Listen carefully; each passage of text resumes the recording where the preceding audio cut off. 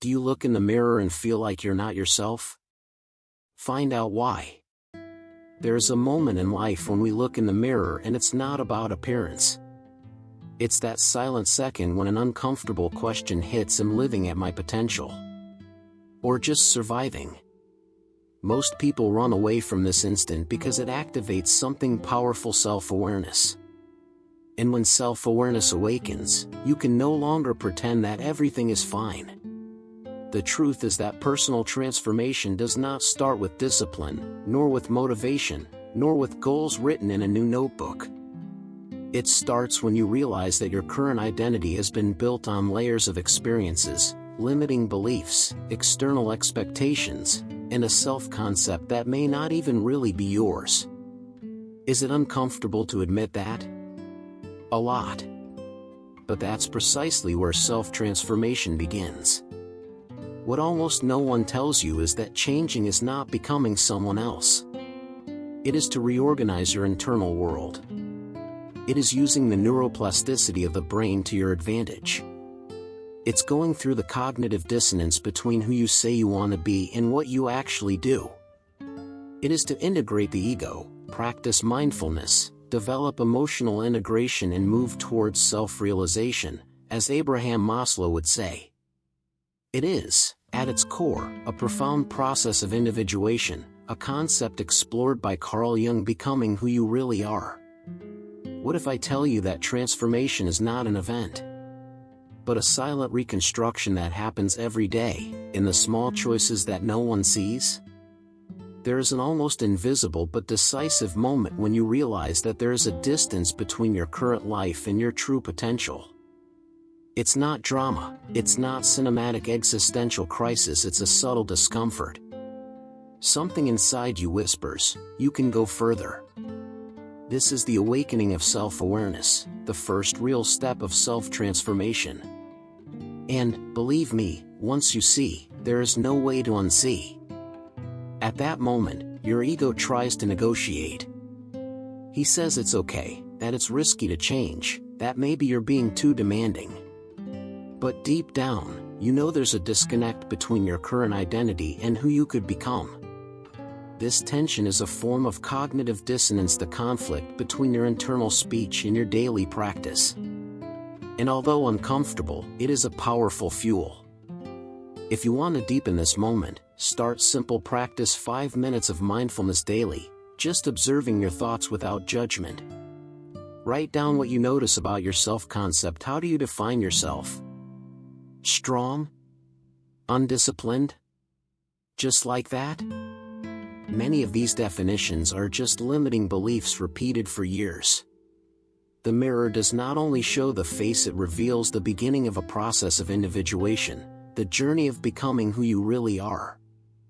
There is a dangerous fantasy about transformation: the idea that everything changes overnight. An inspiring video, a dramatic decision, a now goes. But true self-transformation is silent. It happens in the reorganization of your self-concept, in the way you interpret experiences and respond to your own thoughts. It is an internal process, almost invisible but deeply structural. This is where neuroplasticity comes in. Your brain is constantly reorganizing itself based on the choices you repeat. Each new attitude consistent with your new identity strengthens different neural connections. It's not magic, it's biology. Reading 10 pages a day of a book like Napoleon Hill's Who Thinks Gets Rich, for example, may seem little, but this constancy begins to reprogram your mental references and your perception of possibility. The point is, real change is not an explosion, it is construction. And this construction requires emotional integration. You will feel doubt, resistance, perhaps even a certain cognitive dissonance between the old self and the new. The key is not to eliminate these emotions, but to observe them with mindfulness, without sabotaging yourself. Transformation starts from within. But there is a specific moment when something becomes unsustainable, and that's when everything accelerates. There is a breaking point that almost no one notices when it is happening. That's when the pain of staying the same begins to weigh more than the fear of change. Until then, the ego always finds elegant excuses. It's not the time, it'll see this later, it's good like this. But there comes a time when the cognitive dissonance gets too high. You know who it could be, and it starts to really bother you. This tension is a clear sign that your self-awareness is maturing. You begin to realize that many of your decisions are sustaining an old self-concept, shaped by limiting beliefs that no longer match your emerging identity. It's like wearing clothes that no longer fit. You can even wear them, but the discomfort is constant. And, interestingly, this discomfort is the portal of self-transformation. If you want to use this moment to your advantage, do a practical exercise. Write 2 lists. In the first, describe what your life will be like if nothing changes in the next 5 years. In the second, describe who you could become if you took full responsibility for your evolution. Read both aloud. Feel the emotional impact. This clarity activates not only your mind, but also your neuroplasticity, because intensely felt decisions create new internal pathways. And then the next inevitable question arises: where did the ideas that shaped who you are today come from? Much of your identity was not consciously chosen. It was absorbed. Phrases heard in childhood, reactions from your parents, comparisons at school, small experiences that seemed harmless, all of this helped form your self-concept. And the problem is that many of these programs have become limiting beliefs that today operate on autopilot. Maybe you've never said out loud, "I'm not capable," but you feel it when you avoid opportunities. Maybe no one has declared that money is hard, but you've internalized that narrative. This creates a kind of constant internal conflict, the so-called cognitive dissonance between what you want and what you believe you deserve. And while these invisible beliefs aren't brought to light by self-awareness, they continue to shape your choices. A powerful exercise is to track your exaggerated emotional reactions. Whenever something irritates, slows you down, or intimidates you too much, ask, what story am I telling myself right now? Write. Question. Rewrite. This process activates neuroplasticity and makes room for a new internal narrative. It's not about fighting the ego, but about understanding its origins in order to start a true process of individuation. And that brings us to something fascinating: if beliefs have shaped you. So what happens when you decide to deliberately reconfigure them? Hey race, one of the most liberating pieces of news in modern psychology: you're not doomed to be who you've always been. Neuroplasticity proves that your brain constantly reorganizes itself based on the experiences you repeat. Every insistent thought, every emotion fed, every habit cultivated reinforces neural circuits for better or for worse. In other words, their self-transformation is not only philosophical, it is biological. When you decide to act on a new identity, even if you don't feel quite ready yet, something starts to change internally. That's when the ego complains, "That's not you." And of course it sounds strange. There is a natural cognitive dissonance between the old self-concept and the new behavior. But it is precisely this uncomfortable repetition that begins to consolidate new mental patterns. Do you want to apply this in practice? Choose a micro-action that aligns with your future version. If you want to be more disciplined, make your bed every day without negotiating. If you want to develop emotional intelligence, practice mindfulness for 5 minutes before bed. If you want intellectual growth, read something daily that expands your vision. It could be The Power of Habit by Charles Duhigg. Repeated small choices send a clear message to the brain: we are changing. And when the brain starts to change, identity inevitably accompanies. Many people try to change by starting with habit, but ignore the identity that sustains that behavior. It's like trying to stop procrastinating by saying "I'm going to be productive," while, deep down, the self-concept is still "I always leave everything for later." Do you see the conflict? Cognitive dissonance appears again, because your actions don't speak to the image you have of yourself. Lasting transformation starts when you redefine who you are. It's not "I'm trying to be disciplined," it's in a disciplined person who is strengthening this pattern. It seems like a semantic detail, but it is not. Your brain responds to the internal narrative. Neuroplasticity is activated more strongly when behavior and identity go together. And the more coherence, the less resistance from the ego. A practical exercise: write an identity statement based on your future version. Something like, I am someone committed to my evolution and I practice mindfulness daily. Read this every morning, but more importantly, act on it in small decisions. This repetition begins to dismantle old limiting beliefs and makes room for a deeper process of individuation. But for this to be real, there is an uncomfortable step that almost no one wants to take. This is where a lot of people get stuck. Because talking about self-transformation is beautiful, inspiring. But practicing radical truth with yourself is another story. Before any method, habit, or planning, you need to face your own reality without filters. Without blaming time, the government, childhood, the algorithm. Just you and your raw self-awareness, looking at what's working and what's clearly not. The problem is that the ego hates this moment. He prefers sophisticated justifications. But while you protect your own narrative, you keep intact the limiting beliefs that underpin your old self-concept. And then that old cognitive dissonance arises. You want to grow, but you avoid recognizing the patterns that sabotage you. The truth is that discipline without honesty becomes organized self-deception. A simple but powerful practice: at the end of the day, write down 3 decisions you made and ask yourself, was this consistent with my new identity? No drama, no self-punishment, just conscious observation, almost like a mindfulness exercise applied to one's own conduct. This type of reflection promotes emotional integration and accelerates internal reorganization through neuroplasticity. Because when you see yourself clearly, it can no longer continue on autopilot. And then an even deeper question arises: do you need to fix yourself? Or integrate? For a long time they sold the idea that growing is eliminating defects. Be stronger, more productive, more confident.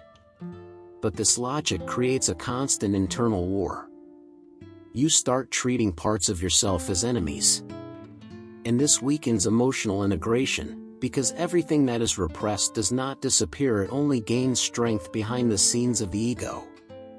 The perspective of individuation, a concept developed by Carl Jung, proposes something more mature. It is not about erasing parts of yourself, it is about integrating them. Your insecurity can reveal where you need to develop competence.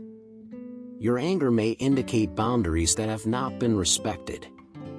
Your procrastination can hide a fear of judgment. When you broaden your self-awareness, you realize that these parts aren't definitive flaws, higher information. In practice, this means replacing "I need to fix myself" with "I need to understand myself." When an uncomfortable emotion arises, stop and observe with mindfulness: what is this feeling trying to teach me? This type of posture dissolves old limiting beliefs and strengthens a new, more integrated self-concept. And the more you integrate, the less you fight against yourself. But integrating is not comfortable. There is a strange phase along the way, almost as if you were no longer who you were, but still wasn't who he's becoming. There is a phase of self-transformation that almost no one shows on social networks.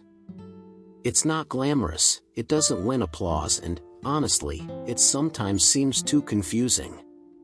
It's the period when your old self-concept no longer makes sense. But the new identity is not yet firm.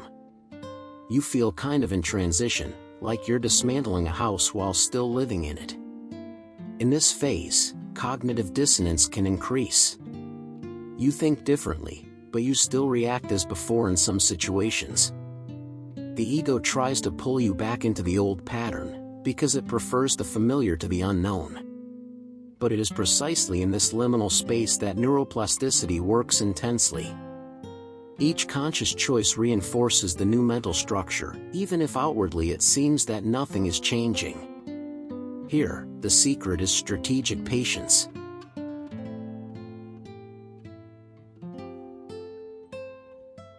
Continue practicing mindfulness, maintaining coherence with your new internal narrative and allowing emotional integration to happen gradually. Avoid impulsive decisions just to ease the discomfort. This phase is like the interval between the seed and the sprout, invisible, but essential. And it is in this silence that something begins to become clearer. Perhaps your emotions are not obstacles, but compasses. If you've been taught to swallow your tears or to be strong all the time, you may have learned to see emotions as weakness. But on the journey of self-transformation, it is precious data. Each emotion carries a message about its identity, its limits, and its needs. Ignoring them is like driving with the dashboard of your car covered. You even walk, but without knowing what is happening inside. Emotional self-awareness is what allows you to transform reaction into choice. When you feel jealous, for example, you can simply blame yourself. Or you can ask, what does it reveal about what I want for myself? When you feel afraid, you can run away. Or you may realize that you are facing something that challenges your old self-concept. This mindful reading reduces cognitive dissonance and strengthens a real process of emotional integration. A simple practice: at the end of an intense day, write down the predominant emotion you felt and associate it with a specific situation. Then ask, what belief of mine was activated here? This exercise dismantles limiting beliefs and reinforces new paths through neuroplasticity. The more you interpret your emotions clearly, including using moments of mindfulness, the more they stop being a storm and become direction. And this naturally raises another important question: how much is the environment around you supporting this new version of you? No matter how strong your self-awareness is, the environment in which you live directly influences your identity. People, conversations, social media, routine, all of these reinforce or weaken your new self-concept. If you're trying to grow but spend your day surrounded by negativity, constant criticism, or self-sabotaging habits, your cognitive dissonance will intensify. The environment works as a mirror and amplifier. It can strengthen old limiting beliefs: this isn't for you, or support your self-transformation. Keep going, you're evolving. The good news is that you don't have to move to another city tomorrow. Small adjustments already activate neuroplasticity: exchanging content you consume, reorganizing your physical space, getting closer to people who stimulate growth, and practice something close to self-realization. A practical exercise: make an environmental inventory. List 5 daily influences. These could be people, habits, or digital platforms, and ask if they reinforce your new identity or the old pattern. If you want to strengthen your mind, for example, include readings like Mindset by Carol Dweck, or set aside a fixed moment of mindfulness in the morning. The environment doesn't create who you are, but it facilitates or hinders the emotional integration of this new version. And when everything starts to line up, you realize something curious: transformation has no finish line. There is a silent trap in personal development, thinking that transformation has an end point. As if, by reaching a certain level of discipline, success, or emotional balance, you finally get there. But true self-transformation is not a straight line, it is a spiral. Each new level of identity reveals more subtle challenges, deeper beliefs, and new layers of self-awareness. Self-realization, as Abraham Maslow proposed, is not a trophy on the shelf. It is a living process. As their self-concept evolves, new forms of cognitive dissonance emerge, not as a destructive conflict, but as an invitation to refinement. Your ego ceases to be an enemy and starts to be integrated with more maturity. Individuation becomes a continuous movement of internal integration.